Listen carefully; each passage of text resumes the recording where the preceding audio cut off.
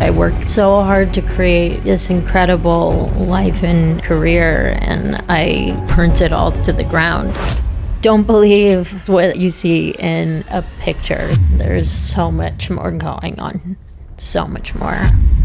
For the first time, I was able to put into words what has been going on for the past decade. I was going to ask if I could read it. I'd really appreciate that. Okay.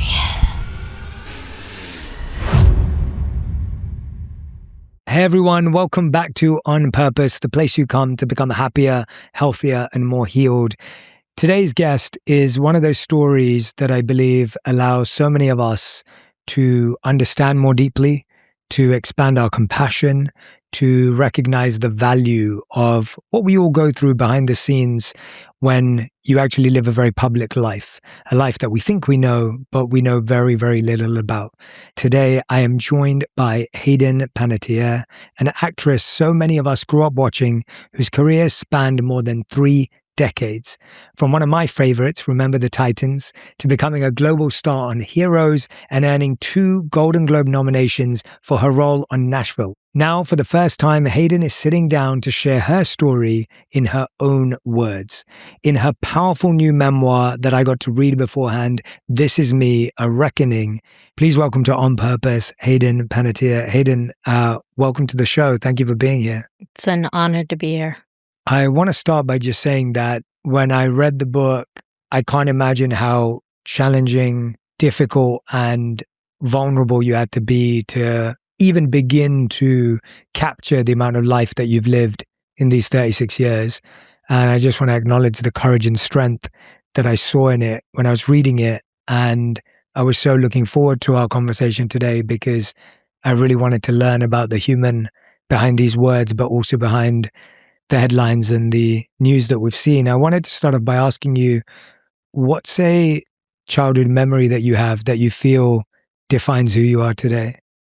God, got a laundry list I can think of off the top of my head, but really defines who I am. I think I've been really impacted by the people that I've gotten to work with, and especially when I was at very sensitive ages. Like when I think back to Remember the Titans, as you said, at 10 years old, that experience, that whole experience, everyone on set, and playing that character of Cheryl that felt so similar to who I was naturally as a person. I felt like that really shaped me, really shaped my perspective of the industry, made me feel like now I know what kind of actor I want to be. I want to be generous and I want to be there for people, but this can also be fun. Yeah, absolutely. I wanted to read from your book, if that's all right. Yeah, of course. You say in the book that from a very young age, I lost the chance to have a normal childhood, friends, relationships, and my privacy, because instead of fighting it, I leaned into the talent I was somehow blessed with. And I wanted to ask you, like, what do you think a normal childhood looked like? And how was yours different from that? Well, to me, a normal childhood looked like extracurricular activities. It looked like going to school, being in school all day long, having a social life and connection with your peers, going home, doing homework, having play dates, having friends over, having those kind of experiences. And even though I did get some of that, because I had to live that life and had to be removed from it all the time, whether it was to go to auditions or to go to work, I constantly was missing out on the social aspect of what was going on with I was trying to be friends with them, but when you miss out, and then you sit down, you really have nothing to talk about because I only had my experience and what I did yesterday, which was I was on set or I was in the city doing an audition, and that wasn't something that I could expect anyone around me to understand. So I feel like I got a taste of what I saw what a normal childhood would be. And I was on swim team, and I did do gymnastics, and occasionally I got invited to a birthday party, but a lot of the times I was left out. So it didn't feel like I had a normal childhood, normal upbringing. But to me, it was, just being able to be a kid. Yeah. Did you recognize that then? Like, I did. I remember school was very tricky for me because here I was trying to fit into two different worlds, and I was dealing with this massive world, which is the industry, and dealing with big emotions like what you feel after rejection or not getting a role, or a ridiculous amount of praise, an unhealthy amount of praise that you get at too young of an age.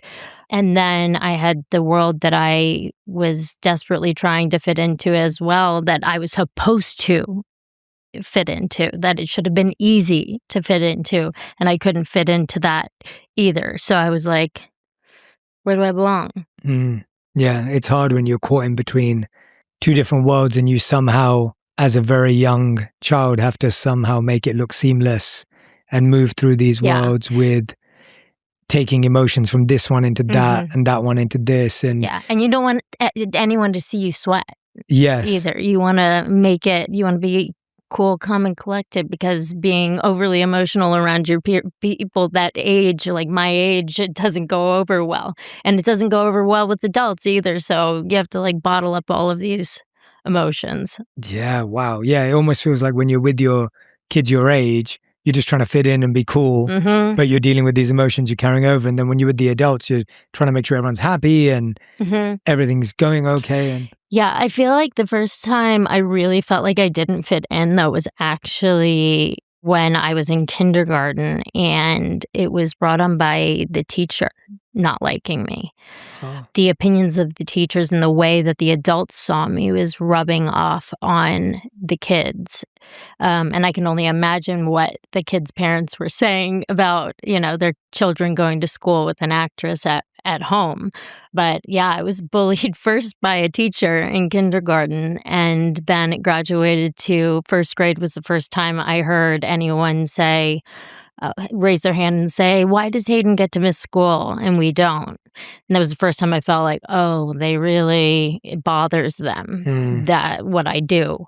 And then middle school, which is treacherous as for anybody, but especially as a female, like girls are just really hard on each other. And it wouldn't help when the teacher would roll in a screen and say, hey, we're going to watch a movie during class, and everyone would get excited, and then they'd pop in Remember the Titans. And there I was trying to fit in and just trying to find a seat next to somebody who wasn't rolling their eyes or huffing and puffing about having to sit next to me. I was just trying to blend, and then they were popping that on, and I was just like, is this even legal? Like, can you do this to a kid? Is this child abuse? Yeah. Was it ever clear what the reason the teacher who bullied you was, or did they ever have any interactions with your family? Or No, I mean, first of all, kindergarten is way too young to really do anything wrong. I mean, I remember the first time she ever bullied me was the very first day of kindergarten, and we were coloring, and they had the crayons in these wet wipe boxes, and they said, wrap it up, everybody close the boxes, and as being kids, it became a little bit of a race of who's going to close it first. And I went to close one, and another girl went to close it at the same time, and it went on her finger. And I apologized profusely and felt horrible about it. And I remember her best friend walked up and said, yeah, but we have to tell on you. And my heart sank, and I didn't know how it was going to go. And they walked up to the teacher and told her, and I looked at her and I said, it was an accident. And she looked right at me and she said, oh, it doesn't look like an accident to me. Wow. And I mean, at such a young age for that to that's stuck with me, all of these years later. not all of my teachers were like that. There were teachers that were super supportive, but there was a substitute teacher who came in and she would call me the big cheese in front of everyone. And she said, "What you think because you're an actress, you're the big cheese," and that's so not who I was, and so not who I wanted to be. So quite the experience trying to fit in. Disappointed in people. I really just wanted to, as you said, fit in. I wanted to be normal. Like every kid does. Like every kid. Yeah, like all of us do. And as someone, by the way you described it, I had a very normal childhood, and it's hard enough as it is, even when it's, normal. And so when something's making you stand out or someone's pointing things out, especially as kids when we don't have a clue what's going on, and all the other kids in your class who wouldn't really understand how to make context of this, you need an adult to kind of make sense of it. Yeah, and a lot of it I felt like it came out of left field. I one of the things I'm sure you read in the book is that I kept the notes that were passed to me in school, the nasty notes, and I kept them in my binder and I kept them under my bed. And I think it was because I wanted to desperately to understand what they were seeing in me, and it started the habit of changing who I was to make others happy, to make them like me. And I thought if I could understand where they were coming from or what they saw or what they didn't like, that I could, maybe it was the actress in me and having been directed all my life, that I could change my performance a little bit and it would make them accept me. Yeah, you also had you've talked about having the pressure to support and provide for your family as well, right? Did you always know that that was your responsibility even then? Like when you're talking about this idea of performing, making sure everyone else is okay, Right. I wonder how much of it was something you had to do at home as well.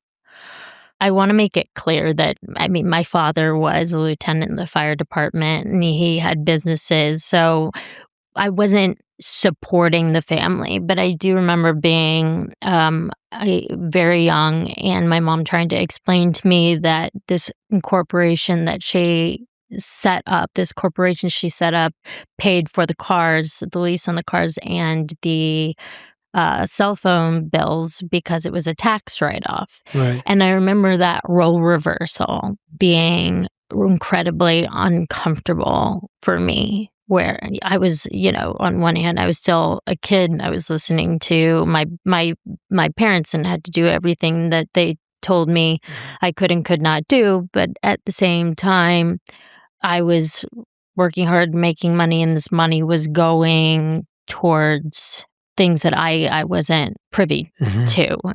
So as my dad would kick my butt if I made people think that I supported the whole family. But then when I got older too, and my mom bought an apartment for me when I was 16 and my whole family lived in it.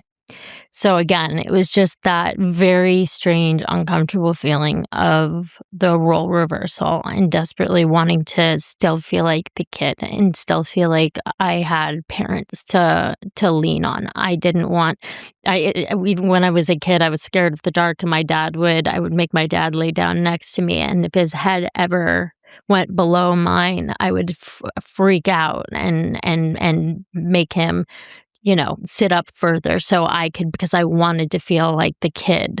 That is kind of continued on in my life, just wanting to know that if I found myself in a terrible position, that I could call somebody to help me. I could rely on somebody. I wasn't the only person. I wasn't the person that everybody else was relying on, and therefore nobody was there for me. Yeah, I mean, and so natural.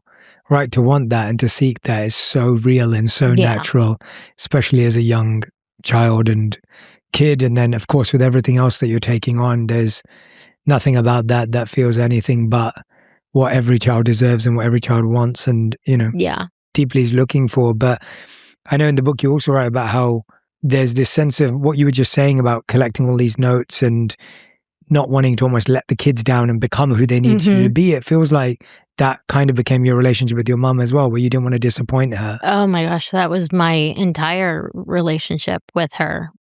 She was my boss. That's how I saw her. Even though she was the most supportive person when I, you know, did what I was supposed to do and did it well and was the one cheering me on. It did feel like that was what I had to do to get her love. And that was, a tough pill to swallow. Everything was business. Everything was business focused. And I started at 8 months old. I don't even, I can't even remember a time where she wasn't a momager, where everything didn't revolve around business.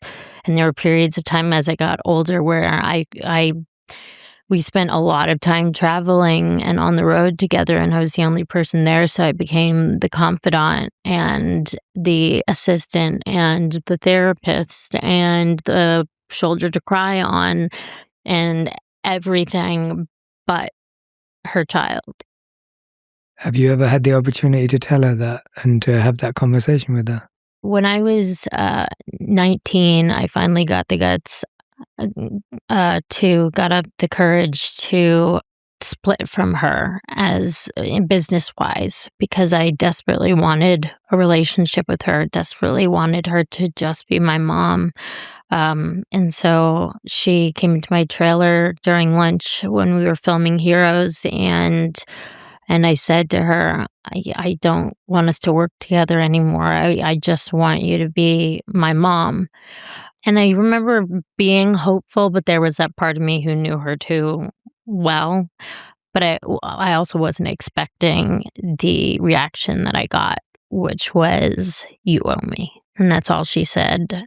And she walked out. And part of me was like, "Oh, I'm relieved that it was short, like ripped the Band-Aid off." But then it was like this dark looming cloud, over my head going, what does she mean by I owe her?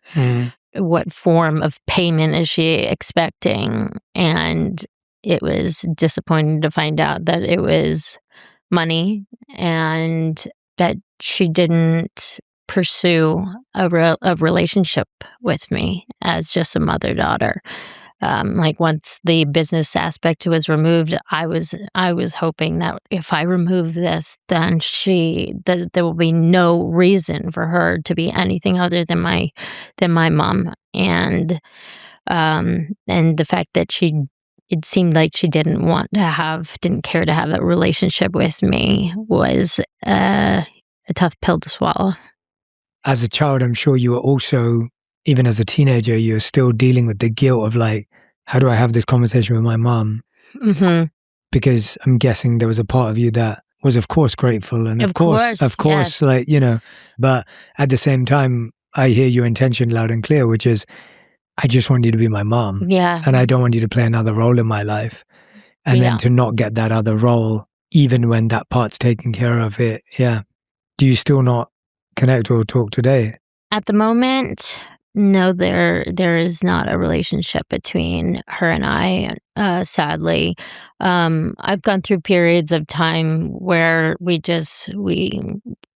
haven't spoken at all. It seemed to me it was kind of like there was no reason. She had no reason to call, and the only reason why she would reach out was when something was needed. It wasn't just to say, hi, or how are you, or let's grab a bite, or anything like that. It's been a really tough road, and no matter how many times that door has been slammed in my face, I've desperately seeked her approval for my entire life. She was the person after every take that I looked to. I wouldn't look to the director or the producers or anybody else. The only person that existed and the only person whose opinion mattered to me was hers.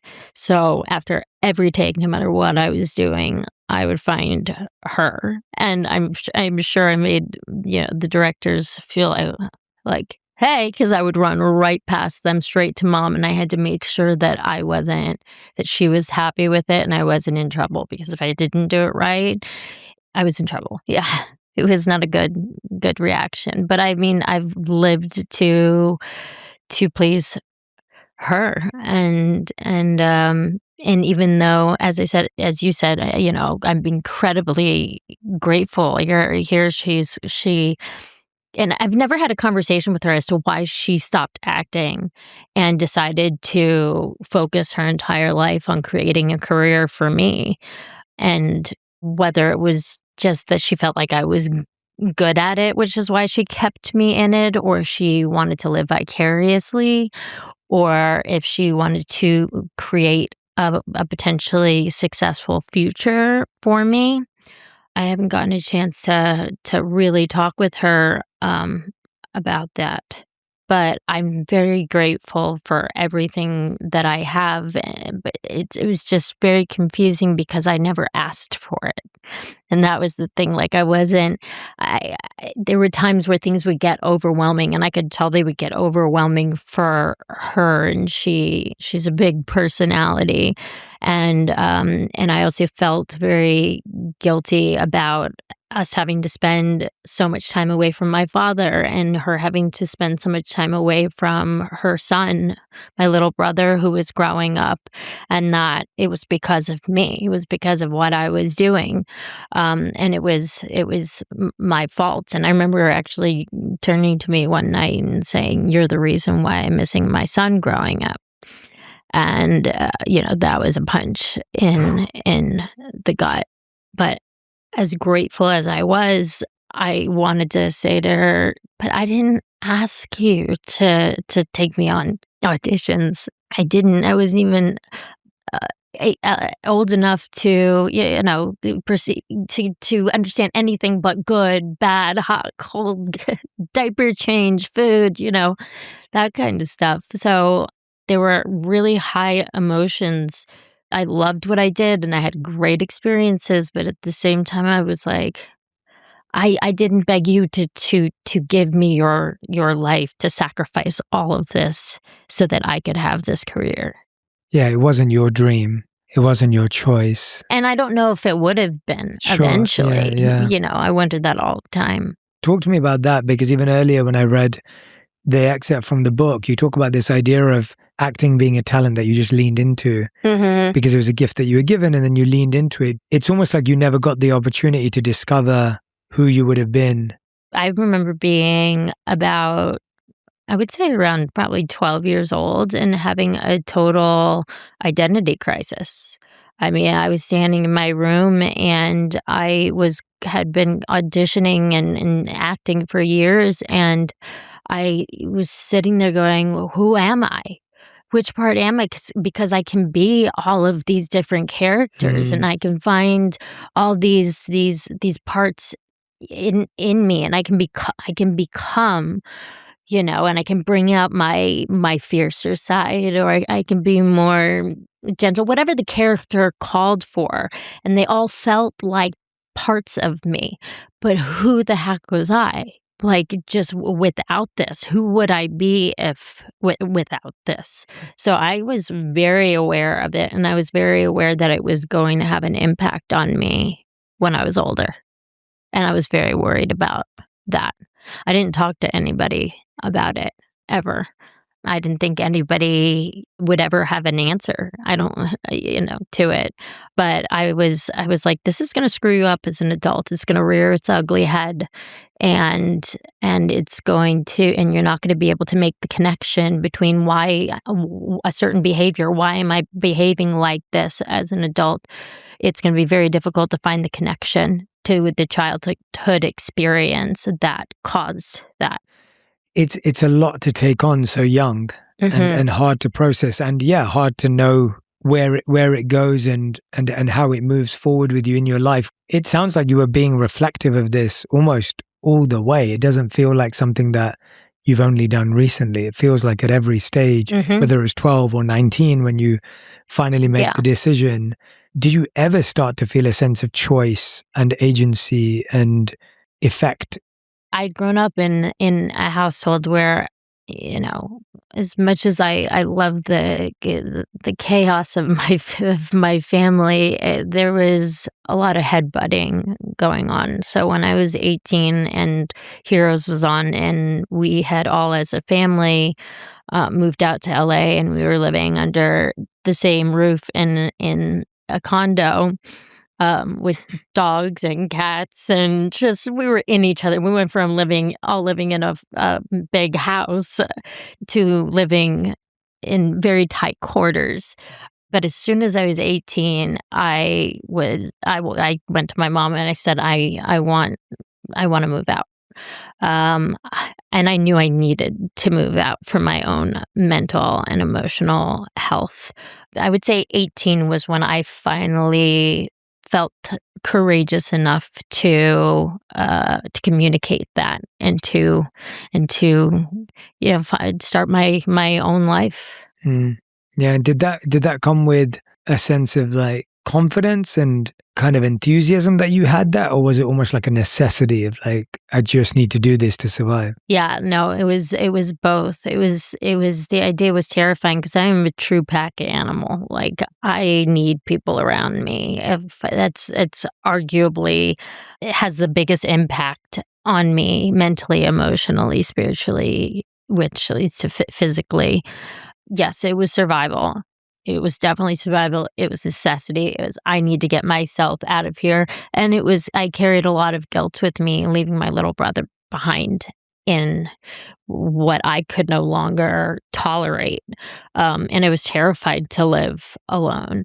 I didn't want to be lonely. I wanted people around me. I was still scared of the dark and didn't want to not have anybody to, lay down next to me until I went to sleep, to make sure that I was safe. So it was exciting, but at the same time, I would say it was more so necessity. Yeah, yeah. I mean, as I was reading your book and learning more and more about you, it was almost like my empathy for you just like grew every time. And I mean that in your strength, for your strength in these situations, not as a sense of pity or feeling sorry for you, but seeing just how strong you had to be in so many different situations. And when I got to this part, when you write about this in the book, you write about a moment in your career where a friend of yours takes you onto a boat. You're led to a room which has an older man in it, and then basically told to perform sexual acts. And, Oh, yeah.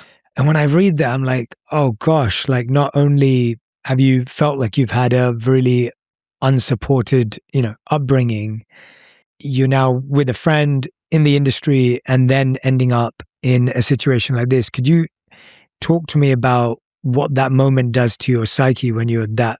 I mean, the fact that I was 18, even though I'd lived such a huge life and I thought I was so mature at 18, scientifically, our frontal lobes don't develop until we're, 26, 25, 26.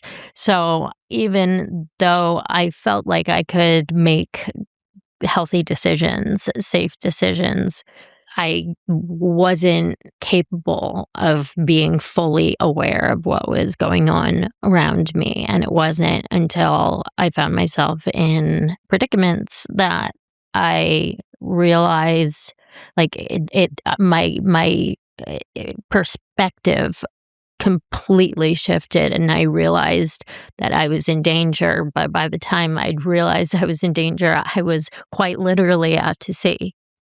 And it was that moment shook me and was shocking. And I was quite literally walked down, and I had been having a great time. There was no hints of anything like that happening. So it took me, I was shocked. It took me by surprise. And it was led by somebody that I had grown to trust and see as a protector and somebody who had my back. And to be walked down, down the stairs, and it was as like a surprise, presented as though it was like a surprise, and it was this very small room, and she physically put me in the bed next to this undressed man who was very famous and had his hands like this, like this was just, an average day for him. This is something that happens all the time. And I waited for her to leave, and I mean, that lion in me, that fire in me, my hair stood on end, and I became ferocious. I was like, "This is not happening." But I had nowhere to hide, and I bolted, and I hid wherever I could think of to hide on a boat. On a boat. There was no jumping off and swimming away, and there was nobody who was going to. I realized that there was nobody who was going to be empathetic to my situation, that this was nothing new to them. I mean, it's such a horrifying event to go through and to be put in that position at 18 years old. And disappointing when somebody lets you down like that. And I'd been let down so much before, and that when you really find somebody that you trust, like, you hold on to them for dear life, and you feel so lucky. So to be betrayed like that is just an awful feeling. And now a break from our sponsor, Miracle Grow. Let's be real, everyone's feeling a little digitally distracted and time-starved lately. People are craving real connections and ways to unplug, and honestly, gardening is the ultimate way to do this. It isn't just about plants, it's about trading the digital noise for a quiet win. As you pour your energy into helping something grow, you're pouring a sense of calm and connection back into yourself too. Whether you're in an apartment or you've never even touched a shovel, don't let self-doubt stop you. With 75 years of expertise, Miracle Grow takes the stress out of the process and makes it pure joy. And here's the big secret. Most people think water and sunlight are enough, but your plants actually need more to truly thrive. Whether it's starting with the right soil foundation or giving plants the boost they need to stay vibrant with plant food, Miracle Grow has all the essentials to make growing simple and stress-free. Head to miraclegrow.com to check out all of their easy-to-use products and start your growth journey today. How do you decide who you trust now? It doesn't seem like I've done much of a very good job. I don't think I've gotten much better at choosing on one hand, because I do feel like there are certain people that with negative energy, and that are just not good people, that have been drawn to me for whatever reason, and who I've not seen clearly immediately. It took me a while. Like, they really were able to pull the wool over my eyes, which you would not I didn't expect of myself, having had all the life experience that I have, and having had things like that already happen to me. Like, you would think it would have been a learning experience, and I would have made sure that it never happened again. And unfortunately, that was not the case. But that being said, on the other hand, I have had amazing people in my life. I mean, my dad has been a huge support system for me since I was a kid. He was the safe space. And there's a lot of me in him. He is the person that kept me grounded and made me, the good in me. I got my big heart from him. But I have, throughout the years, been fortunate enough to meet just incredible people, and I do have a group of friends that are incredible people, incredibly loyal, and are genuinely good. So there are just a few that have snuck in here and there.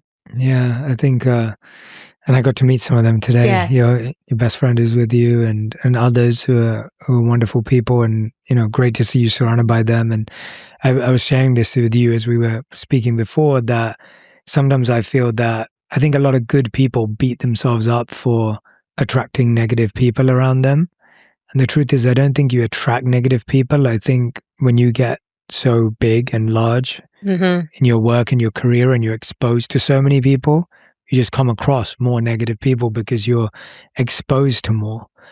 And you don't, right. Like, if you're only exposed to your town or your community or whatever, maybe you'll come across a couple of people. But when you start getting exposed to a bigger industry and a bigger world. Right. But exposed is one thing, but then it's hard for me not to beat myself up over letting them get past, my defenses, letting them get close to me, and for how long. I have, it's really, as I told you before, it's really important for me to have to choose the people who are around me wisely, and I have an incredible team of people who are not just great at what they do, but who have become dear friends and confidants and protectors, and I haven't always had that, and they're not afraid to tell me the truth either, and that's a hugely important thing for me. But it's hard to not beat myself up for certain people, having access to my life that should never have had access, should never have been a part of my life for many, many, many reasons. Yeah, I feel like when you're young as well, from having spoken to quite a lot of young talent in the industry, it's almost like you're hoping that the adults around you are making good choices. And you talk about in the book how you were actually given pills before a red carpet to make you feel more confident, and how that planted the seeds for so many other things that came in the future. And again, you're coming to a point where you're hoping the people around you, especially when you're young, to help you make better decisions, especially when you start as young as you did. Yeah. And the person who handed me those pills, I had already developed a very tight relationship and a great bond with them. So when it happened, I didn't see it as anything inappropriate or negative. I trusted this person, and it was not. I didn't just have a great personal relationship with this person, but this person's job part of their job was to always protect me, and so I was so used to following the directions of the people that I respected, the people that I worked with. If they told me to jump, I jumped. If they told me to wear this, I wore that. I trusted them more than I ever trusted myself. I wasn't raised to trust myself except for my instincts as an actor. That was instilled in me. But as a person, it was a completely different story. And at the same time, you're getting this huge wins. Like you become one of the most, well-known, popular young actors when you land Heroes, and it's this huge moment. And from the outside, it just looks like an incredible accomplishment. Right. What's going through your heart and mind when that happens in all emotions? What are you experiencing? The success meant that my mom was going to be happy with me, so that was hugely important. It also meant that I fit in. That you found your place. Yes, I found my place. That I was finally, somebody accepted me, and I was part of something that involved other people, and they became my crew, my group of friends. I finally felt like I fit in somewhere, and I finally felt like, my gosh, I made it. Like I remember the first time I walked out of my apartment and paparazzi. I was about 16 years old, and I had imagined younger, getting to the place in my career where I would get paparazzi'd, and what is it going to look like? Am I going to do like one of those, like, no, don't take a picture of me, it's going to be one of those, like, just like be perfectly, beautiful shots, and it was just sheer terror. I mean, when when it actually happened, I heard this clicking, and I looked up, and I remember it feeling like I was looking down the barrel of a gun, and it was a guy sitting in his car with his window rolled down, and I think I was walking my dogs, and I was horrified because I was like, "Oh my gosh, that's not the look that I expected to have." That picture is of me looking terrified, absolutely terrified, and probably going something like that. That's not the shot you the first want. Yeah, But definitely that's not. what happened. Yeah, yeah, yeah, You yeah. can plan all you want and God laughs. Yeah, yeah, definitely. I mean, but you talked about this, you said this at the start, this idea of just like how your life became used to living for applause, like having to get the applause from your mom and then the community and then of course paparazzi, whatever, right? It's like you kind of see that trend. Oh, yeah, and then it grows, and it grew, and it grew, and it went from something that was, like, kind of cool to something that was incredibly dangerous and incredibly invasive, and not just for me, but for the people around me. It felt like the people around, like, I wasn't safe. The people around me were being affected by it. Yeah, I was very protective of my little brother, fiercely protective of the people I love, period. And especially back then when I was 16 years old, it was a whole different ball game. Like the paparazzi Hmm. situation was crossed lines that still blow my mind today, that were legal. They were able to do the things that were said, the way that they would box you in while you were driving. I remember coming out of a store once, and it was, one person saw me in, and suddenly it was over 100 outside, and they kicked me. I just felt this kick on the back of my leg, and I realized, and when I turned around, they had a camera in my face, and I realized that they were trying to get a reaction out of me. So I remember a very famous, successful publicist sat me down when I was young, and I think when Heroes was about to changed my life permanently, and he knew this, and he sat me down and had a whole conversation with me about how to handle paparazzi and how to keep your expressions, kind of boring, if you will. But the lengths that people will go to get that shot, and the things that they would say to me at such a young age were appalling. They were truly just mind-blowing and shocking. It was just wildly dangerous, and I was like, Why?" Especially after Princess Diana, how has this not changed? Yeah. How has nobody stepped in and stopped this? This is crazy." How did you cope? And like, what did you do? How did you deal with all of that? Because that just seems overwhelming. There was nothing to do. Like, that was you feel completely Powerless. helpless. Yes, powerless, helpless. I would get in the car, and I drove like a bat at a HE double hockey sticks. Like, I would I was I became a NASCAR driver, and knock on wood, thank God nobody ever got hurt, but there was one time I was out trying to outrun them in a rental car, and I was going so fast down a street that I had to make a quick right turn. I hit my brakes, and instead of the car stopping, it just went for the slide directly into traffic.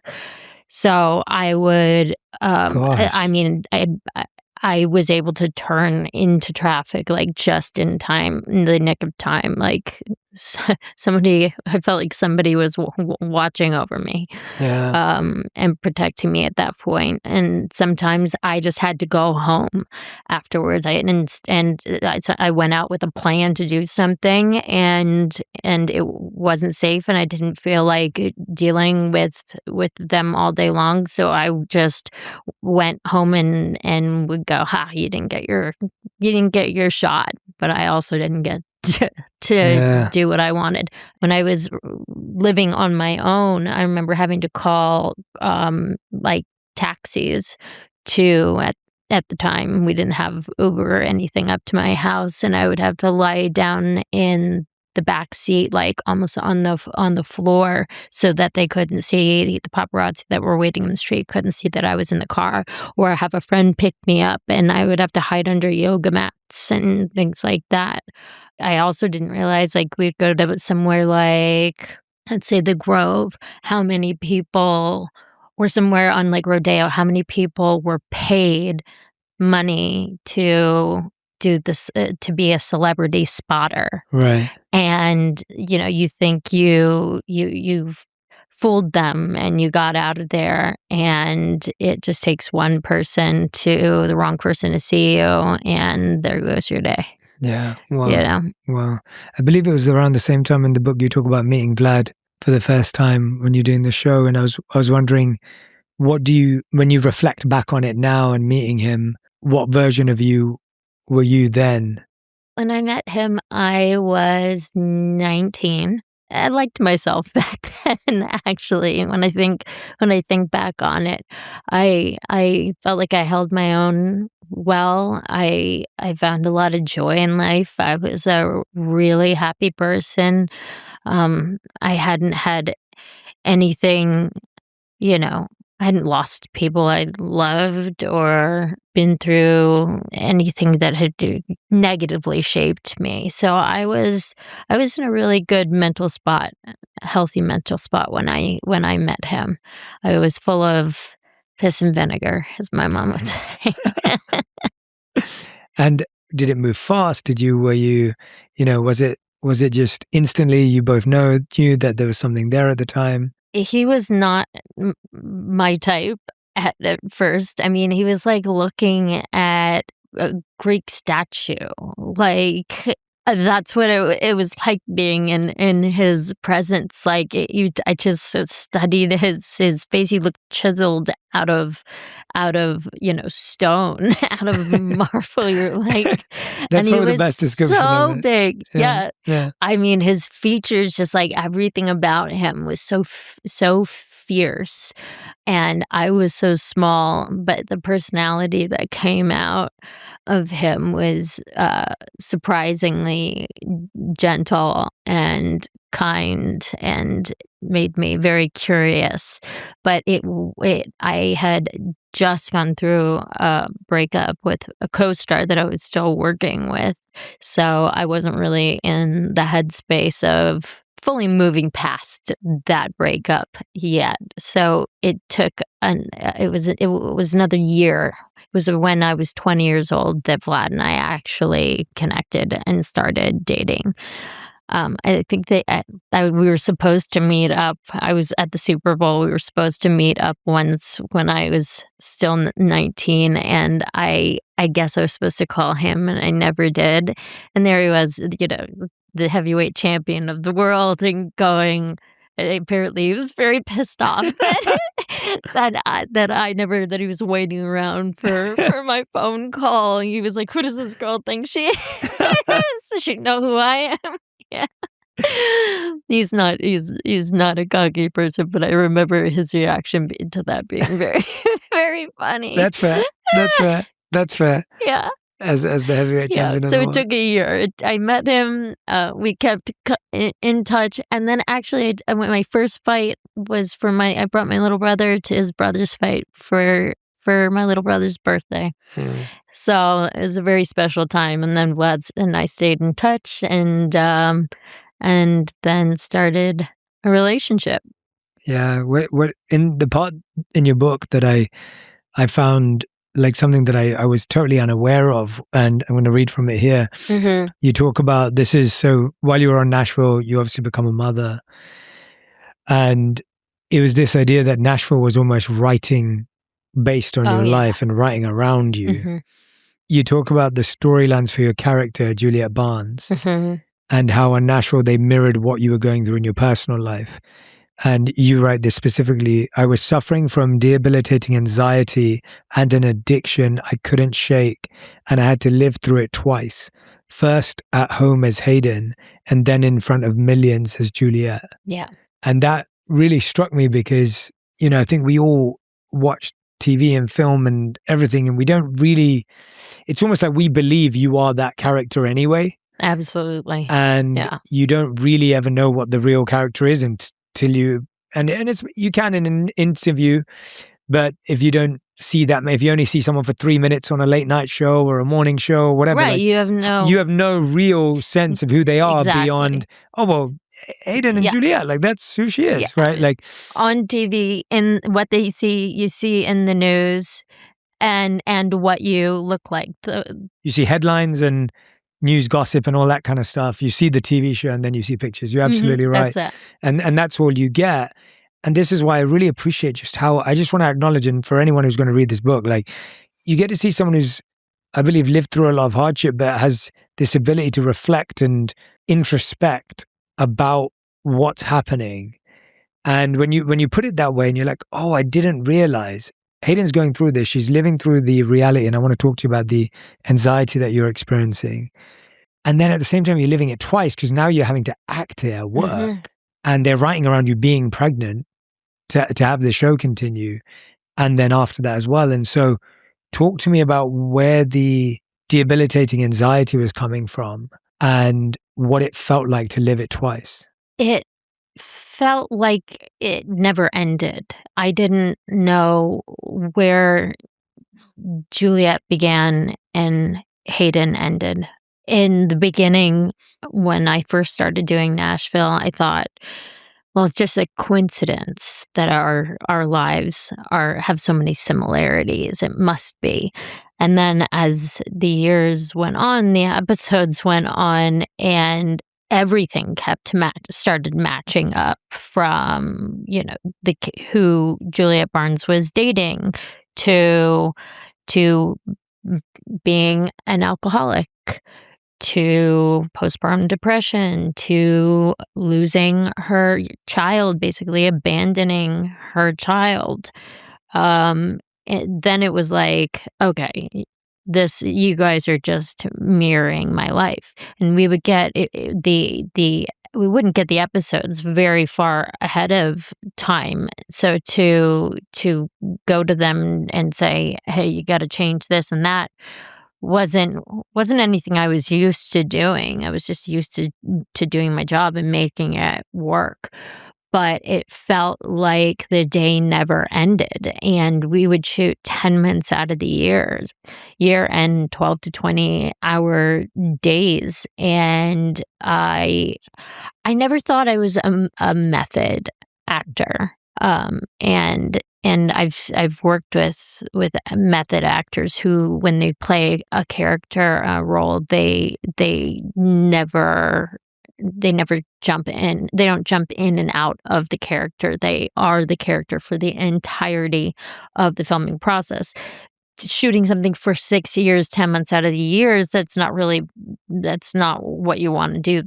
But it was unavoidable, because it was my life. I couldn't come up for air from it. There was no break from it.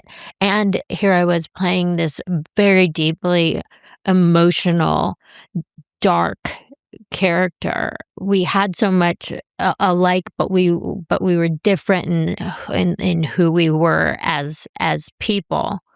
But especially when I was on set, even during breaks, I didn't even realize that I was becoming her constantly, and I wasn't therefore taking care of myself, able to take care of myself mentally and decompress and process what's going on in my life. Nor did I want to talk about it, because I had just spent all day acting it out and crying. I just felt like I was holding my breath all the time, and I couldn't get away from it. And you're in a contract, and I became desperate, and I was doing that's why I turned to substances, because the anxiety that I started having the panic attacks that I started having. I used to have nerves a lot, and I had stage fright. I've had stage fright since I was a kid, but those good nerves that keep you on your toes at some point turned into genuine, like genuine anxiety that made me incapable of functioning properly or thinking clearly. It would make me physically shake. So I was self-medicating and looking for relief at the bottom of a bottle. And it was the only thing that worked. But I needed to numb. I needed to self-numb. I needed my brain to take a trip. I needed to go on a vacation. I needed it to not think about all these ugly things for just a little while. And I didn't find myself able to do that without the help of a drink. Yeah, I mean, explain to me the complexity of, and I asked this from the perspective of having so many friends who've gone through postpartum depression and it just not being talked about enough. Yeah. And whether it be even initially when it happened, I remember speaking to a lot of my male friends and them not understanding what their partner was going through, only then to realize that we were just unaware of, you know, the amount of women that go through postpartum depression. Talk to me about the complexity of the emotion of having your baby girl and the emotions that come with that as being a mother, and then the postpartum depression that follows that. From as a young age, I was dreamt of becoming a mom. Like, it was something that I always knew that I would be, always wanted to be. And I had all these ideas in my head of the kind of mother that I was going to be. I was going to have cameras in every room, and I was going to capture this and that, and I was going to get them into all these different extracurricular activities and made sure that they spoke different languages. And like, I had this beautiful plan in my head.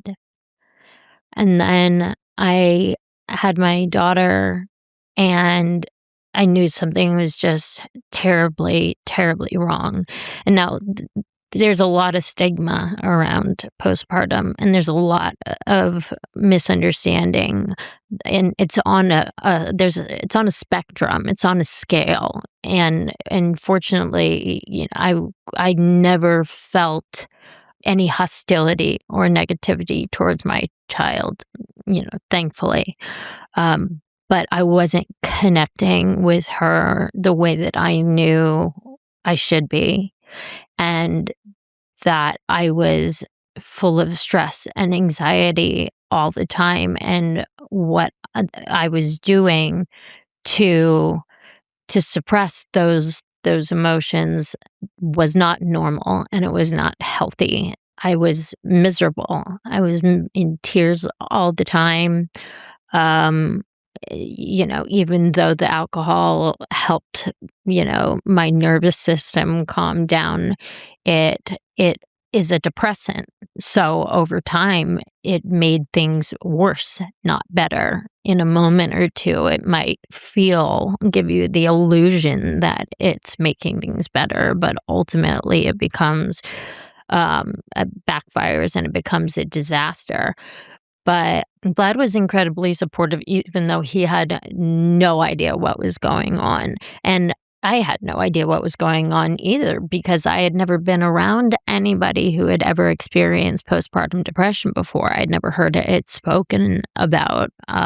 You know, my mom, the females in my life, nobody ever said anything about it.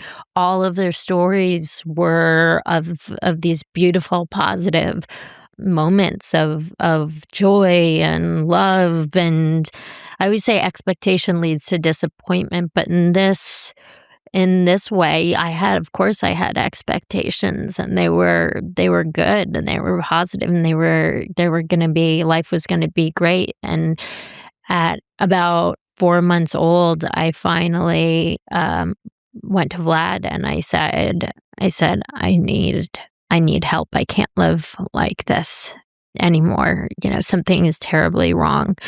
And he said, okay, let's get you some help. I went to a facility during the hiatus of the show, so it was kept private. But I was there for alcoholism. They were treating me for alcoholism, and nobody ever said anything about postpartum depression there. So I felt unfixable. I felt like there was no way out of it, and I was trying to process the idea that maybe I was gonna be depressed like this for the rest of my life, and this was just the new normal. So that was terrifying. I had this gorgeous, sweet angel child, healthy. I was so lucky and blessed, and I was just a mess.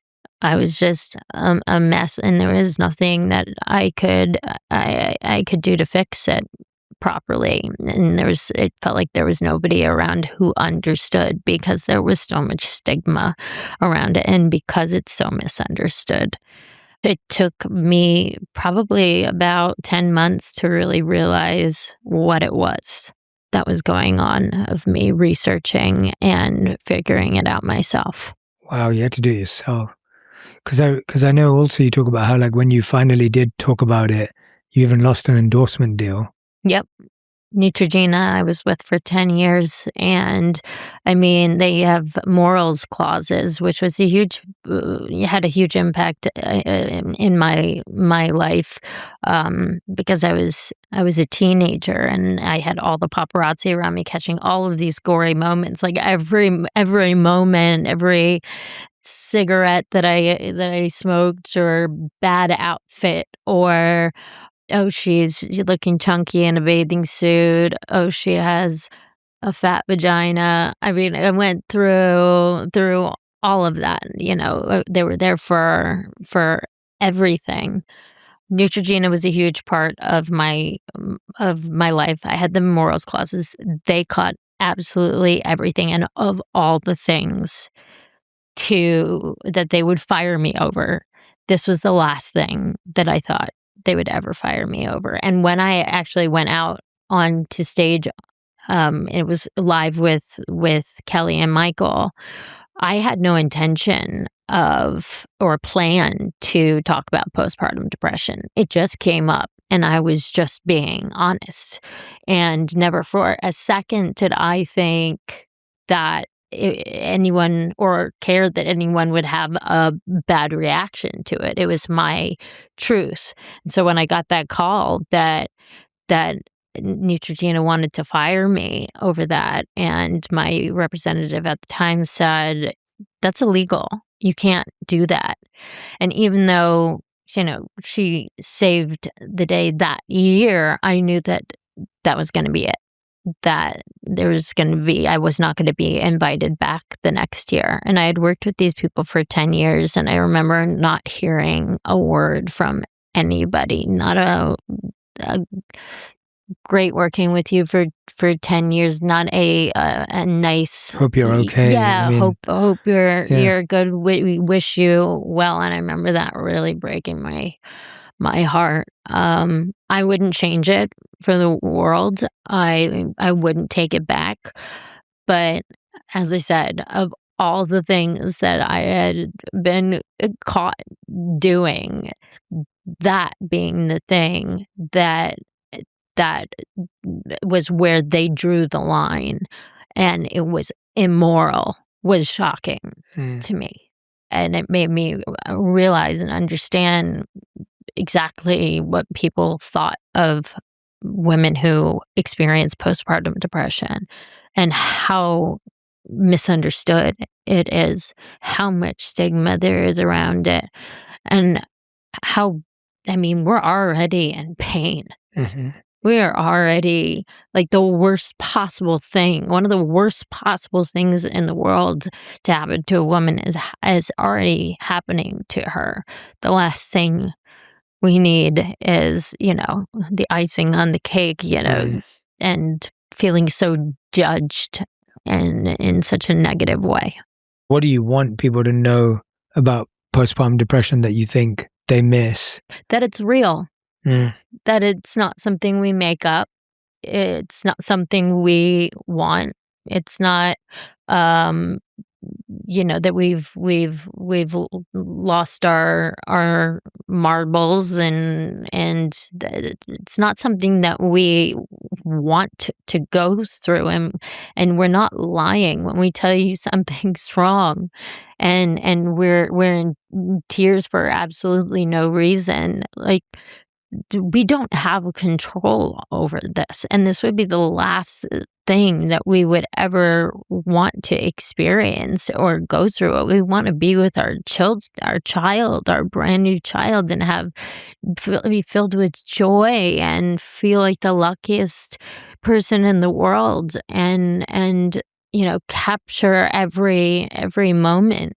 And for anyone to think otherwise is just misinformed. Yeah. And yeah, I think people need to know a lot more about it, need to understand.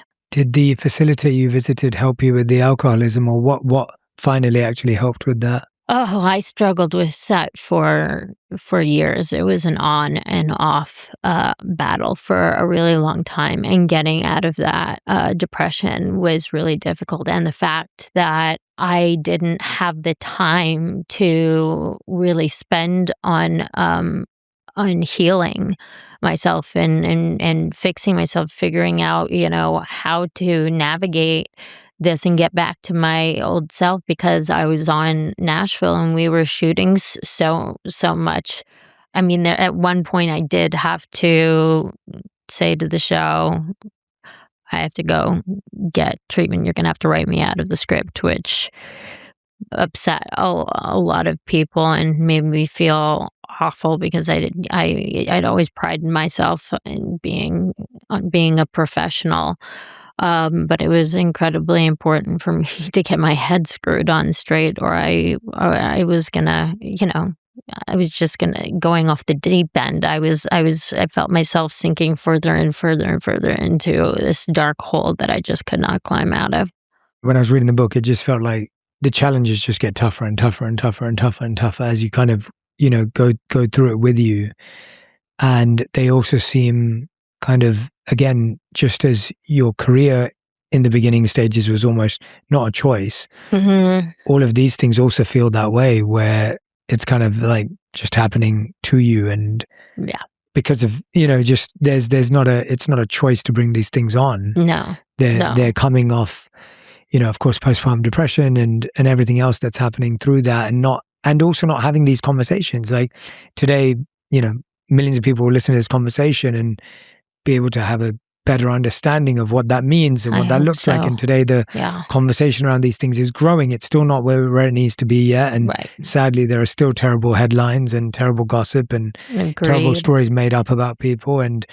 But these conversations are beginning to happen, and you go, okay, well, hopefully the next person doesn't have to go through the fact of not knowing where to go for help, or be seen as, oh, just get over it or move on, or there's something wrong with you, or whatever the ridiculous things we all hear are in those scenarios. Yeah, I think it was around this same time that you talk about in the book where the custody of your daughter shifts from, over to Vlad and to Ukraine, I believe, as well. And I feel like that was especially talked about terribly, where there's so many speculations and so many opinions and so many assumptions on why that's happening. Could you tell us what was really happening? I mean, the idea that anybody would think that I would just give away my child and be okay with it is heartbreaking. Couldn't be further from the truth. As you said, I was struggling with mental health and anxiety and the postpartum, and having to act my way through it, and just feeling like I completely lost myself. And I think a misconception is that I have been in the past forced into treatment, when in fact I have been the one who sought it out, who was saying, I need I help. desperately need help. I don't, I know this is going to look terrible, but I cannot live like this anymore. And even though Vlad didn't understand it, the people around me didn't know what was going on. I didn't know what was going on. They were supportive. I went to go get help. They didn't know what was going on. And so it became this horrible cycle for years of battling depression and anxiety and alcoholism and substance abuse and me just trying to find my way back, my way out of this darkness. Um, in any, I would have done anything and tried anything. But it wasn't until Kaya was 2 years old, about 2.5 years old, that Vlad decided that he thought it would be best for her to live in Europe. And when that first happened, I did not have a good reaction to it. I went like mother lion. I would have burnt the world down for my child. So that was incredibly difficult. Not, the fact that my child wasn't going to be with me all day, every day I mean, it just, you can't put words to it. It's just a really intense layer, feeling that are multiple feelings really like layered together. But I realized that, she had been traveling back and forth for so many years. And because I was working on the show and because Vlad had to prepare for fights and as a businessman in his own right, she had to go back and forth between the US and Europe. And sometimes we would go together and sometimes she would go with the nanny. So she had spent a lot of time over there. She had family, she had friends, she had extracurricular activities. She already had a beautiful life and she understood the languages and was starting to speak them. So by the time I finally got healthy, I felt like it would have been unfair of me and selfish of me to try to pull her out away from this life that she had been created, that she was living an incredible life. She's an incredible little girl, so happy and speaks 5 languages and rides horses and knows that she's got 2 parents that love her, and I know in my heart that she feels supported. I have an incredible relationship with her. I travel as much as I can. I see her. I do spend a lot of time on FaceTime with her. But we talk about really deep things. So we have a really intense, incredible bond, and I'm very grateful for that. And I know that she knows that she has 2 parents who would do anything in the world to make sure that she is happy and healthy mentally, emotionally, physically, spiritually, and she in no way feels abandoned. And that's something that I've made sure to stay on top of and be very aware of.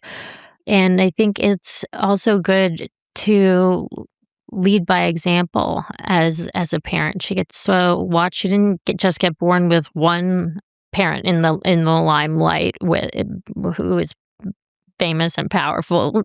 She was born with 2 and 2 completely separate continents and in their own ways, but she's very proud of watching her mom and dad kick butt and do what they do. She's our biggest fan. I think it makes her feel like she can accomplish anything. you can just see that she is good, she is solid, and she feels loved because of the way that she's able to love herself. And so to watch as a parent, your 11-year-old already have this beautiful ability to love other people and love themselves is you just can't ask for more than that. Mm. So I think there's been a common and a very common misconception that I just gave up my child when there is that could not be farther from the truth. So Mm. I hope people that are watching this, I hope it's a little clearer, and I hope it becomes clearer in the book. Yeah, I think when they read the book as well, there's you see so much of the context that I think we miss in everything else. And there's this really powerful line in the book that you share where you say you grieve not being, this was at that time, you grieve not being the mother you thought you'd be. And I wanted to ask you, how do you hold that grief without letting it define the mother you are today? The grief has definitely gotten the best of me many times, many times. But it's transformed from grief. It was grief in the beginning, but because of the relationship that I do have with her and how things ultimately played out, I'm incredibly grateful to her. She is an incredible father, an incredible family, and I no longer I don't feel it, even though it's not what I wanted to happen, and it's not what I hoped motherhood was gonna be or what it would look like. I'm so lucky to that it turned out the way it did, and that she is safe and a wonderful, well-rounded person, that that we have the bond that we have, which is it's something that was terrified wasn't going to happen when she was taken away, that I was going to have to fight really hard to have any sort of relationship with her, and it ended up in a lot of ways being a blessing. Mm. I will always want her here.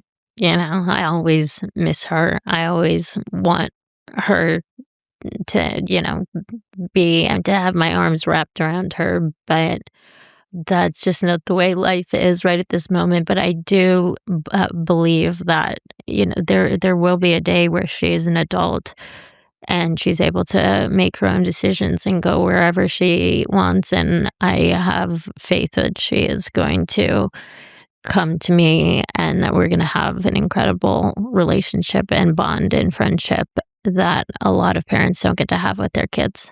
Mm. Thank you for sharing that. It's always incredible how things don't turn out the way we expect them to, and yet it seems like you've found a way to work at it and work on yourself and try to make the shifts and changes you need to, whether it was, with the alcoholism, whether it was getting yourself up out of spaces that you didn't want to be in to try and be the person that you. That's the only option to me. That's is you keep getting, no matter how many times you fall, you keep getting up and dust yourself off. It's and you keep going. It's what you do with these failures or falling on your face. It's what you do after that really counts. Mm. It's how you handle that really counts and matters. And I'll never stop fighting to be good. Yeah, I mean, you were mentioning to me that also you have a strong relationship with Vlad, which helps this situation. Yeah. Yeah, Vlad and I are very close. All three of us talk all the time. He travels a lot when he's in Europe too. So sometimes we have a 3-way FaceTime going on, and sometimes it's the two of them and me. But yeah, he's been incredibly supportive. I mean, he's brought her over here. She's known her great grandparents. They've been a part of her life. My I've lost my grampy and my papa, but they were able to know her, which was really important to me. And she still has my Nana and my grandma. She calls Nana Super Nana, Super Nana, and she is Super Nana. Yeah, we have a great relationship, and Vlad and I are still best friends. There's not many people who know me in this world as well as he does, and I know that we still have an incredible amount of love for each other, and most importantly, we have an incredible amount of respect for each other.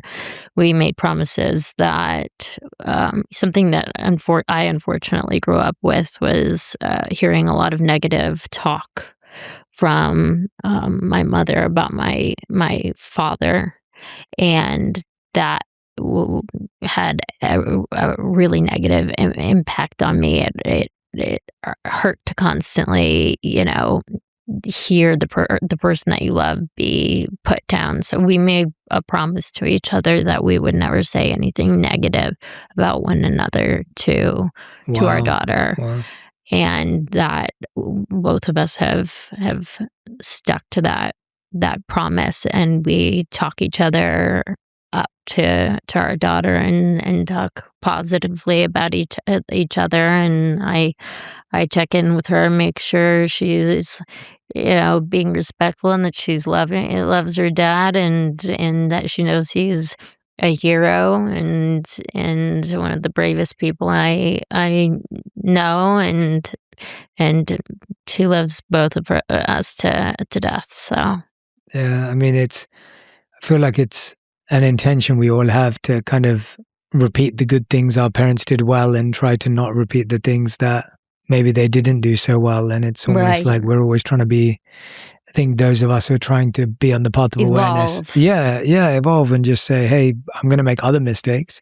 We all are, because we're human, but going to try and do my best in this capacity. I feel like absolutely something we were talking about earlier about repeating patterns and people that we attract into our life. And you talked about this, and you were mentioning it to me earlier. You talked about, surviving your abusive relationship with your ex. Yes. And I wanted to ask you about, because like I said before, it's like every time you go further in the book and deeper in the book, I can tell that you know your truth and you know who you are. And as you said earlier in our conversation today, you were like, but I don't know if I'm always good at knowing or trusting my gut or following through on it. Yeah. Why do you think that is? I feel like I've let myself down so many times and let other people down so many times. And I've just, I worked so hard to create this incredible life and career, and I basically burnt it all to the ground, essentially, and had to, start climbing up that mountain. And it happened, more than once, and having to try to get out of my own way was the most difficult part of it. It was almost like I would self-implode and destroy something good that I had going on before anybody else got a chance to. It was like, instead of setting myself up for failure, I knew I was going to fail. So I was going to just it might as well happen sooner rather than later. And it made me stop trusting myself. I mean, I wasn't even raised to trust myself, as I said before. Like, my instincts, aside from my instincts as an actor, as a human being, I was not I was not taught to really trust myself. I was taught to trust these people around me. It's been a really long road and a really hard road, and a really stressful road, trying to get back to that trust I had at one point when I was younger in myself, and how, knowing how important it is that you listen to yourself, that you listen to your gut. Every time that I have not listened to my gut, I have I have always regretted it.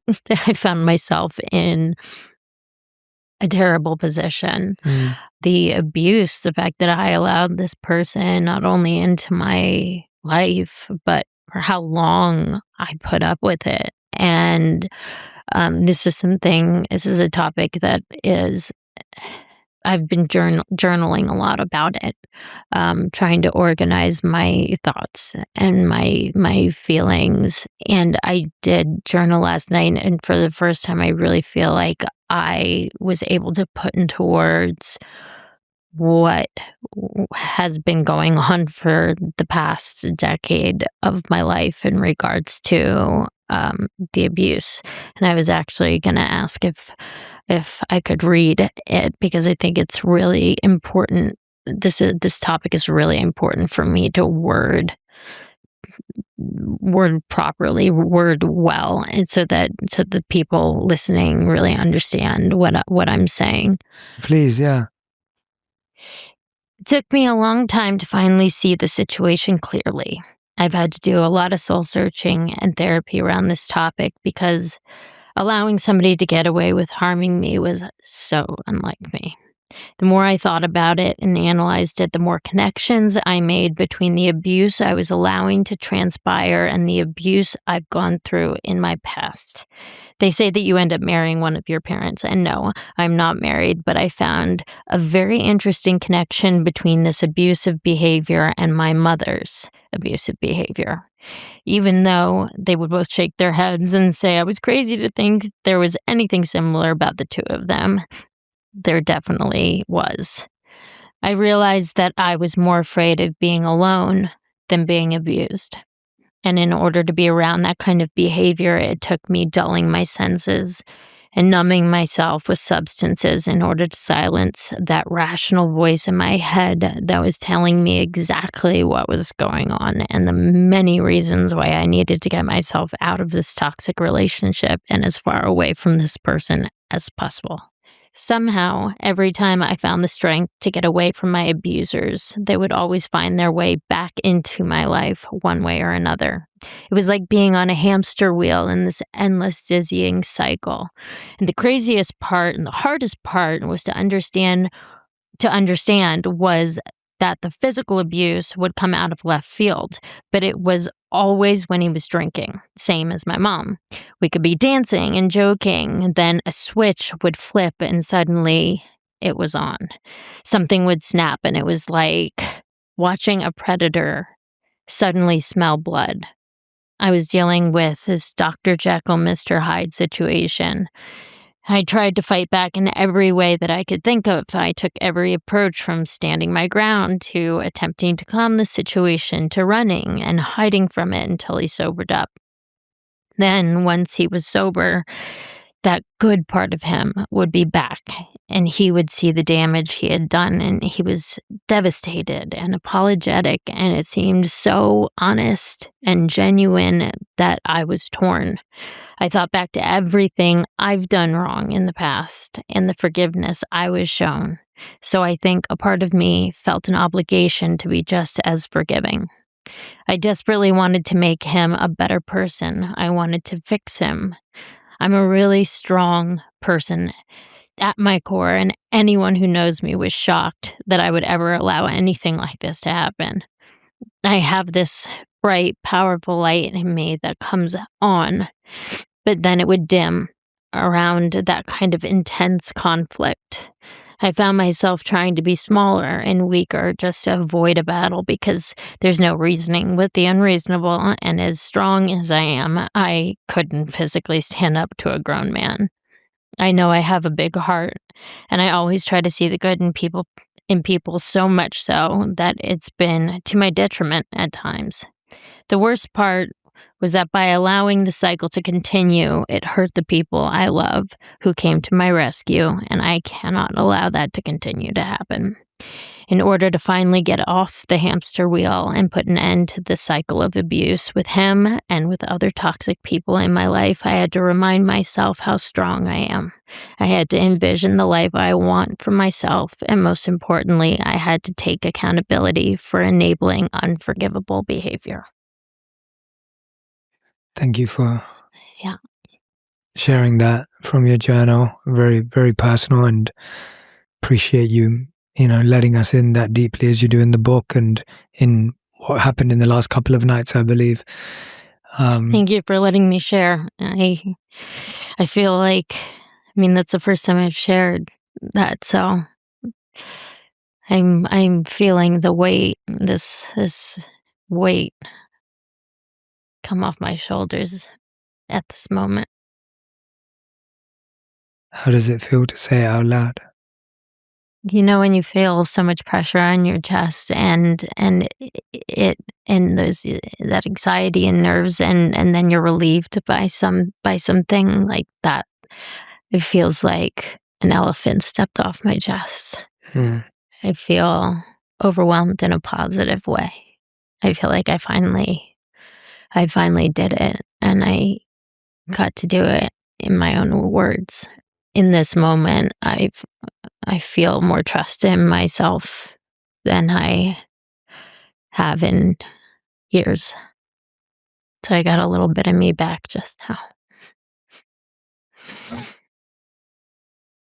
That's so beautiful to hear. It's you just said now that in your own words, and I feel like this entire book is a reclaiming of who you are. And Yeah. Yeah, one step at a time, but that, it's been a 10-year dilemma and trauma after trauma, and just to be able to explain it at all, I never thought that I would be able to put it into words.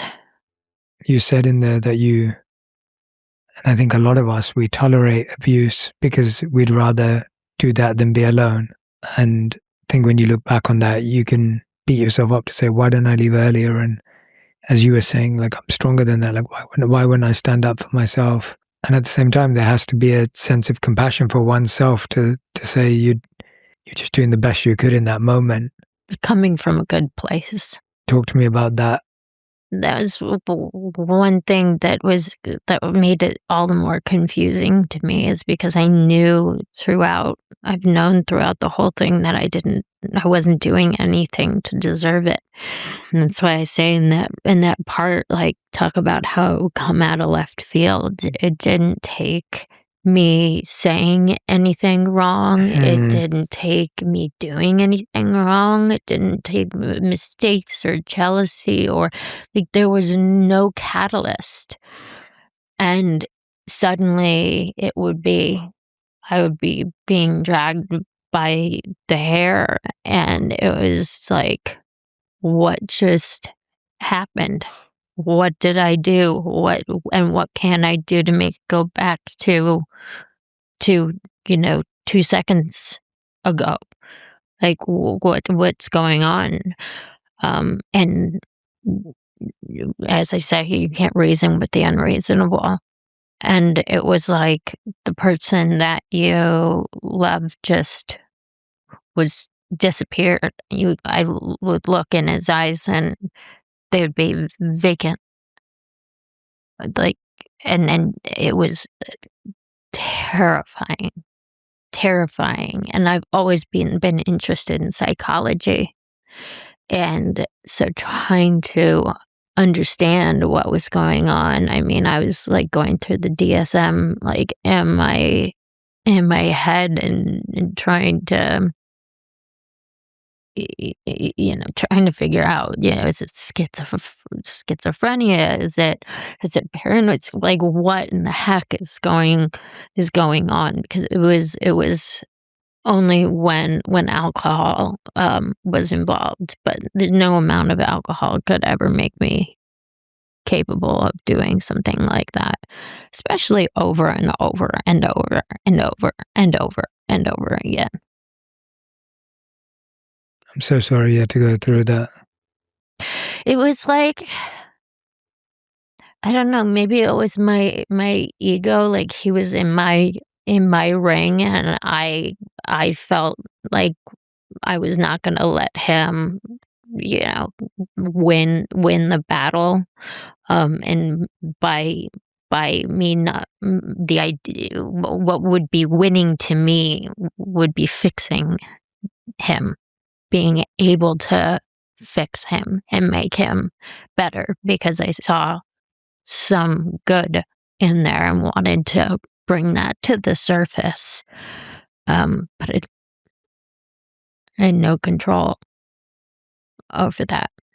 And some people don't want to change. And you just have to accept that, as disappointing as it is. Again, I think you're being hard on yourself. Like, I think,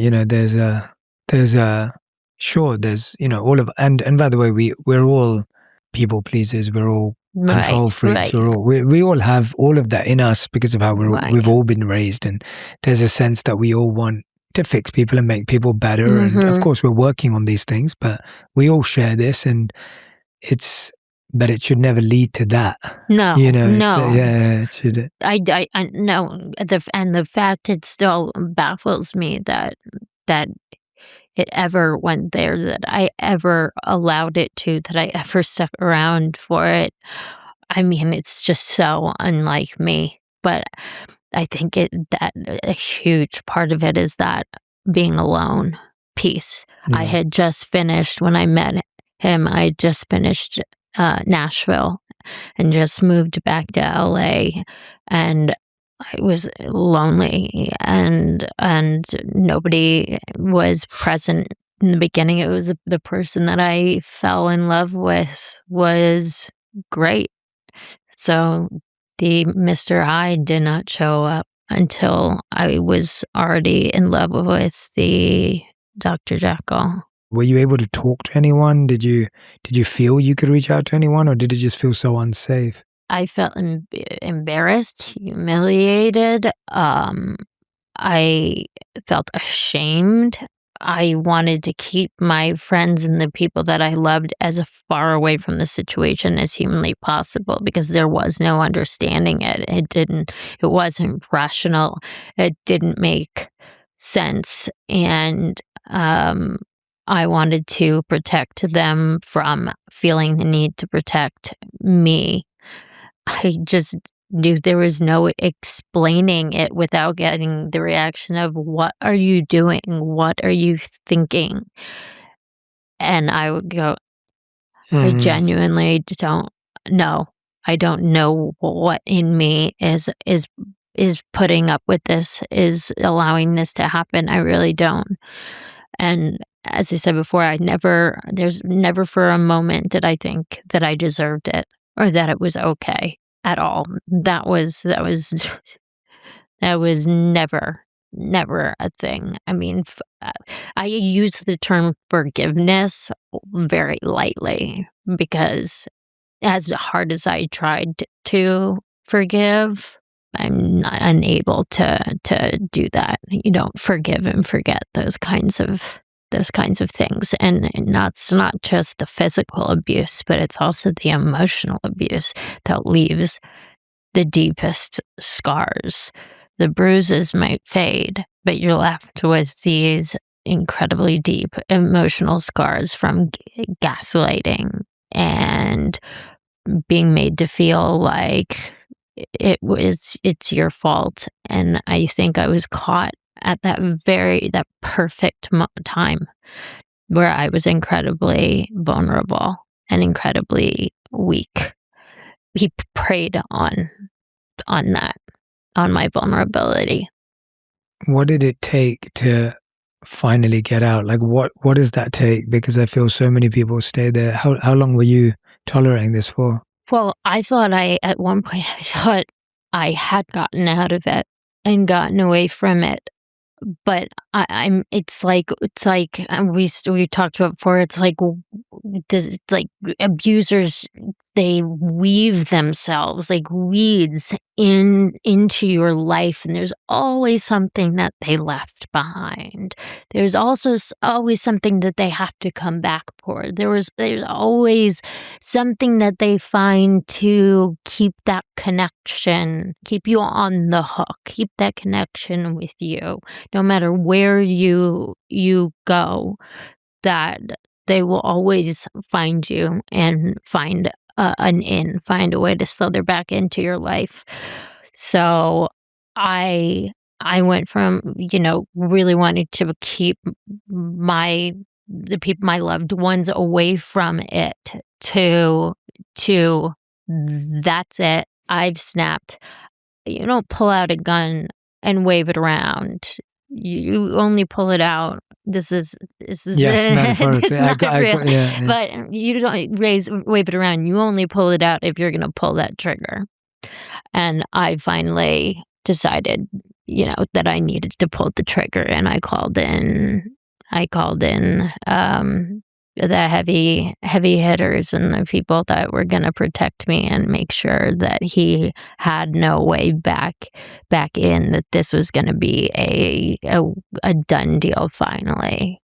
I always hoped that this was gonna happen by me one day, and as I said, I thought that I really thought I had done it and I was capable of doing it by myself, but I needed an incredible amount of support and backup in order to make sure that there was no way for him to find his way back in.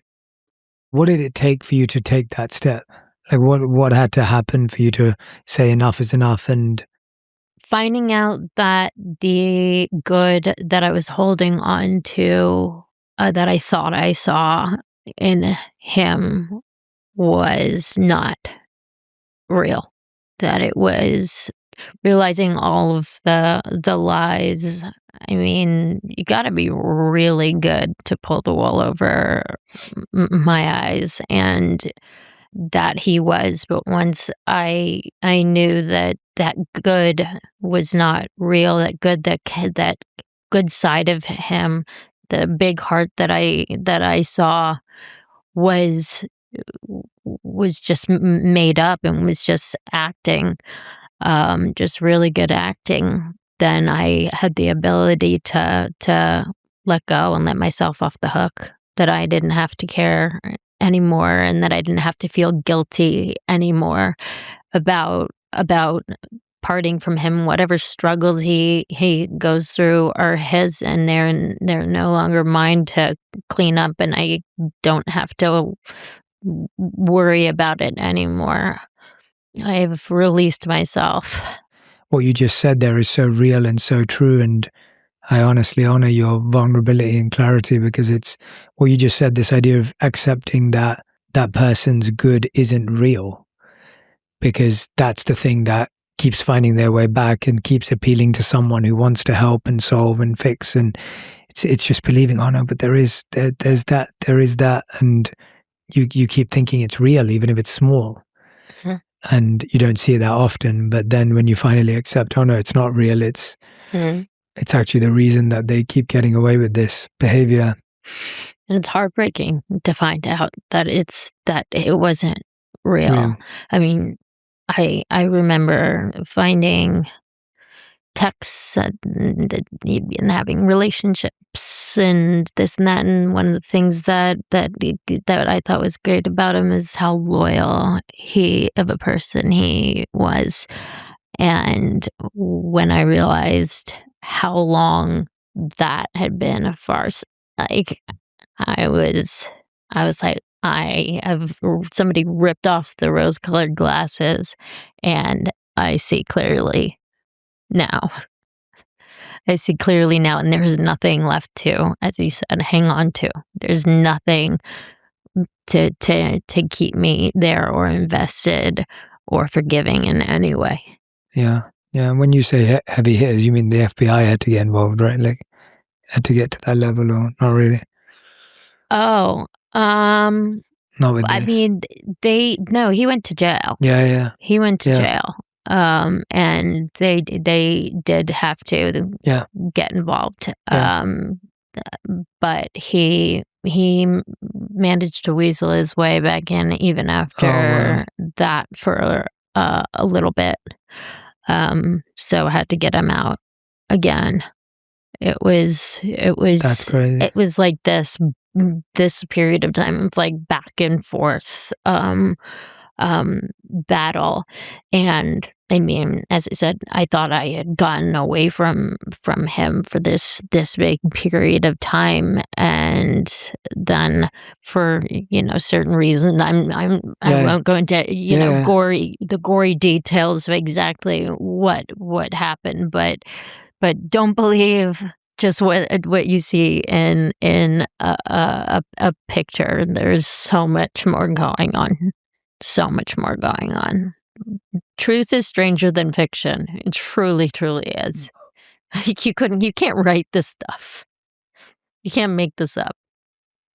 As I was reading the book and thinking about all the headlines that you've had to live through, and the conversation and the gossip and the everything that comes with it, and then you did this People interview, I think it was like a year ago or something as well, and then again the rumor mill begins about questioning your sobriety and Mhm. how you're talking and everything, and then we learn actually it's because you're grieving and going through so much more behind the scenes. And I keep thinking, like, when will we finally stop, like, assuming Right. that we know what's going on in someone's life, or we know exactly why they are the way they are, or who Mhm. they are, and when will we allow them the opportunity to tell us? Because it's a real human with a real brain, with a real mind, with a real well-being, with the real emotions. And yes, no matter how successful someone is or whatever it may be, it's hearing things about you that are untrue are just so, like, at the core, just unsettling for any of us.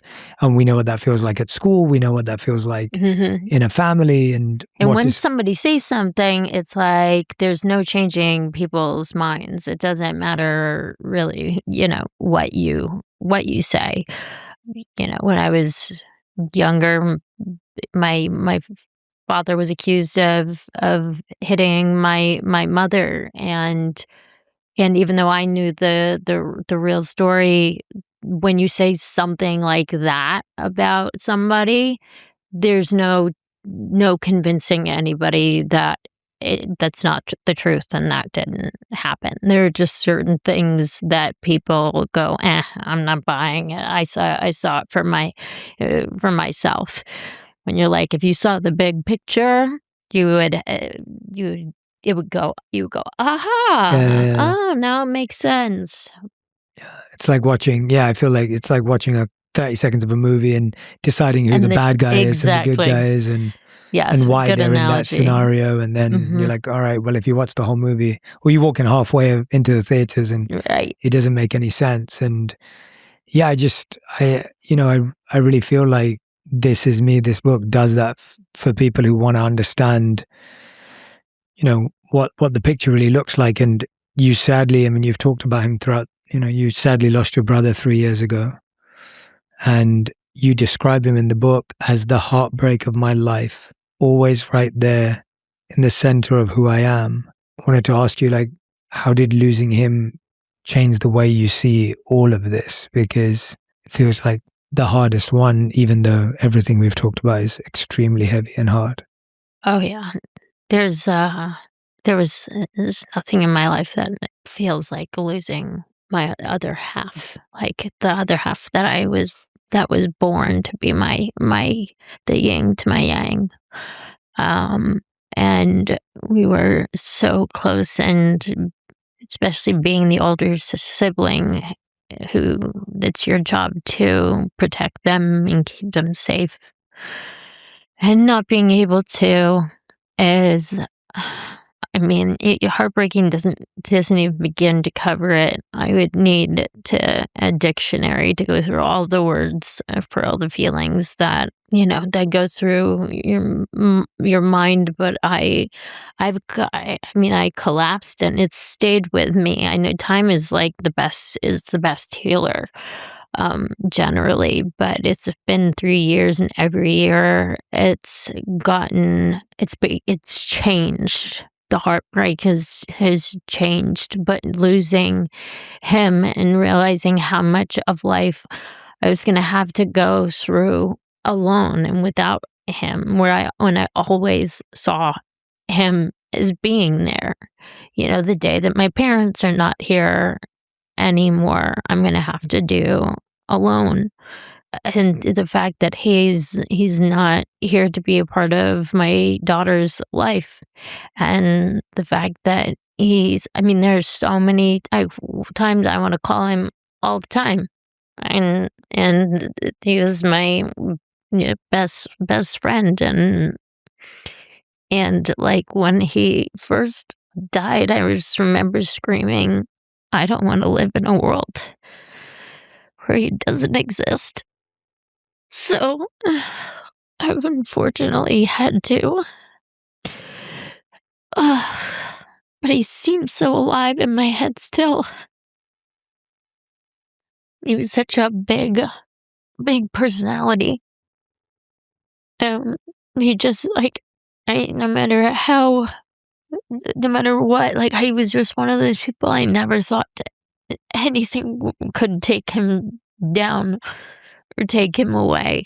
He was so good too, and it makes you so angry to see that there are bad people thriving in this world, and then one so good that's just taken from you. Why? It's not fair. It doesn't make sense. So that's something I don't think I'll never get over it. It'll just evolve. Luckily, he was an amazing artist, and I have some of his paintings, and that keeps part of him alive for me. He left that behind, beautiful things behind, and I feel him with me. I know that he's protecting me from where he is and was needed elsewhere. But I wish they would send him back to me. I'm so sorry for your loss, and hearing about him from you and reading more in the book, it's about your relationship. It's so special to have an amazing sibling relationship, even when you grew up in a home where things were maybe a bit more complex. Yeah. That becomes kind of like your... Yeah, he was my rock. We're the only two, he was the only other person who fully understood everything about me. I mean, we grew up in the same position, seeing the same things. We joked about the same things. We laughed about the same things. We cried about the same things. If we weren't 5 years apart, you would think we were personality-wise twins. So, to lose somebody who understands you on that level, yeah, and feeling like I failed to keep him safe was really hard. And of all the people that should have understood him and been there and been able to protect him, it should have been me. And I did try, and I was shaking the people around me, going, wake up to what's going on. This is serious. His struggle with addiction was serious. And I mean, I remember before he was 18 begging my parents to send him to military school, before he was capable of making decisions for himself, that they needed to do this for his safety, and he needed to be disciplined. And as much as I loved his free spiritedness, is that a word? Spiritedness, yes. He was such a deep and emotional person. He was so beautiful. I mean, I think about the way that I'm able to forgive, and how I'm the first person to see someone struggle, and I will be the first person there. Like, he was me times 100. It was just too much. I think it was too much to be him. It was overwhelming. The way he thought was overwhelming. The way he felt was overwhelming. So he had to numb too. So I get it, and I just wish I could have done something differently. Yeah.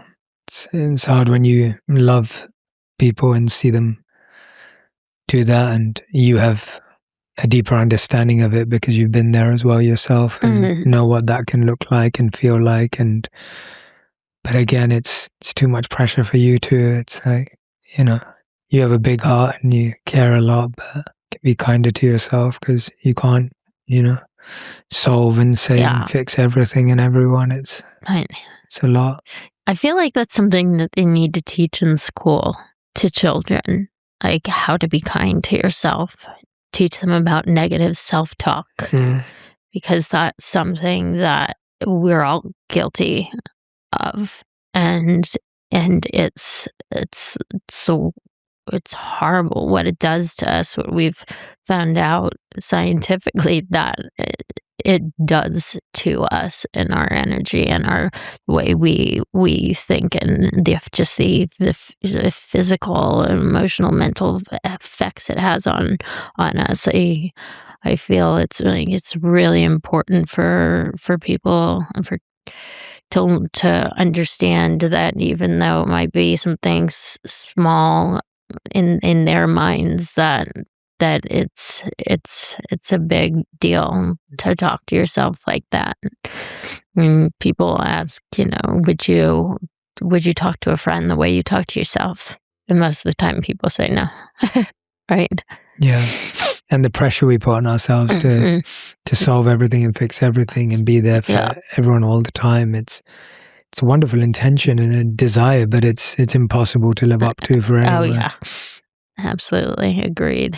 Yeah, no matter how much you care and love someone, it's impossible. But I'm so sorry for your loss. And yeah, it's one of those things that never goes away, but you get to, like you said beautifully, that he's still living with you and you still feel him and still feel him protecting you from wherever he is. That's a really beautiful approach to grief. I can't imagine how much it took to write this book, and we're only talking about specific events that we're diving into, and there's so much more inside when people will read it and learn so much more about everything we're talking about. But I can't imagine just how much excavating it took, and then to add to it all, you write about in the book how you had a stalker, and through the isolation, through the and I'm just like, it just keeps getting better. How does that feel to be going through grief, to be isolated, and then be dealing with that on top of everything that you've gone through that you shared today? They have that saying, when it rains, it pours.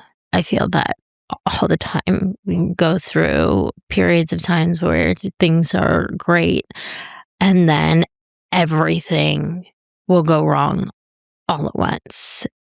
And I don't know if it's Mercury in retrograde or the something in the air, like what is going on to make all of these things happen all at once. But the experience with him is the man who stalked me was terrifying, and this man was not just a stalker who was a big fan. Like, he was genuinely mentally unwell, and leaving message after message about how he was going to bring his katana sword and decapitate, and he was. I had to actually cancel speaking engagements that I had because he was flying and he was waiting for me there. Now, I've had stalkers before in the past who are all talk, right, and no action, and you go, after a while you go, okay, they're not really going to do, this is somebody who's just has the time to sit here and do this. But then there are those that you realize are incredibly dangerous. They mean what they say, and the FBI and Secret Service had to get involved. And I thank them both, all of them, from the bottom of my heart for getting him and for putting him away. He did just recently get out. So, Wow, um, I've, that's terrible. it's I'm feeling, all these different emotions going on, while having I like the way you say it, excavated my life and written this book and put it all out there, very emotional topics, then to deal with something like this on top of it, and knowing that he just got out too of jail recently, um, is scary. The whole experience was just to deal with somebody that's that unhinged is terrifying. Because it goes back to that you can't reason with the unreasonable, and you have no idea what they're capable of when you don't know what somebody is capable of. I mean, we've all seen people do things that we would never imagine them people being capable of doing, and and to feel like you're sitting in limbo and you have no idea if they're going to show the stories that we've heard in the past of people showing up and just boom, you're done. You're gone. To deal with somebody like that, that is one of the most terrifying feelings in the world. Can't even begin to imagine. I'm Yeah. happy that It you're. was the icing. The icing Yeah, on the cake was very, very thick. I'm happy that you're protected and that you're taking the right precautions and measures, because you're absolutely right. And just glad that you have the right people around you to see you through this. Yeah. I wanted to. There's only one last thing I wanted to say to you and ask you was just, when you came in here, and I want to point this out because you've had to revisit for this conversation to talk about the book. We've revisited so many hard and dark moments in your life. Mhm. But when you came in today, you had this big smile on your face. You greeted me with a really warm embrace. You were so kind. When we walked over here, we were having wonderful conversations. And you were telling me just about this next chapter of your life and how excited you are to attract goodness into your life and attract love into your life. And I could see in your eyes, and you are this light, as you said as yourself in your journal. And I want people to know that I felt that and saw that when you came in, because we've revisited the past that is tough and is talked about in your book, This Is Me. But when you write a book like this, it almost feels like the end of a chapter and the beginning of a new one as well. And you kind of put all of this together and you share it. And I wanted to ask you that, what would you want to call the chapter of this that you're entering into now, that you walked in with today, that I got to experience? I don't know yet. It was one of the hardest parts of this too was figuring out what to call it. I felt like I couldn't come up with a name until I was done with the process of the book. Sometimes people do it in the middle of the experience. Sometimes people do it. They need a title before they start the process of writing, and I felt like I had to wait till the end. So, I mean, I would have to. I feel like to come up with something good, I would have to see where the book went, see where my life is going to go, because I finally feel like I have shaken off all of this darkness and this negativity, and that means that I've closed one door and another door is opened, and I can feel it open, and I can feel all the possibilities, all the exciting possibilities. I feel like I have a lot more life to live. Absolutely. I think you're one of the toughest and most vulnerable and bravest people who sat in that chair, and I really notice and acknowledge just how much work you've had to do to even be sitting here right now to share your story with this much grace and courage. So thank you for trusting me. Thank you for being here. And I'm really looking forward for people to read this book, and I hope it reaches the people who who really need it right now. Yeah. People who may be caught in cycles that you found yourself in can break out, that it can protect others who are in the early stages of careers like yours. I pray. I just wanted to help people. I want what I have gone through to be for a reason, to have happened, everything to have happened for a reason, and for that reason to be to help people go through whatever it is, whatever challenges they're facing, and to know that it's possible. It can be done. Thank you, Hayden. Thank you. Can I give you a hug? Of course. Yeah. If you love this episode, you'll really enjoy my episode with Selena Gomez on befriending your inner critic and how to speak to yourself with more compassion. There's blessing in the breaking. And every moment that you encounter in your life, even if it's just road rage,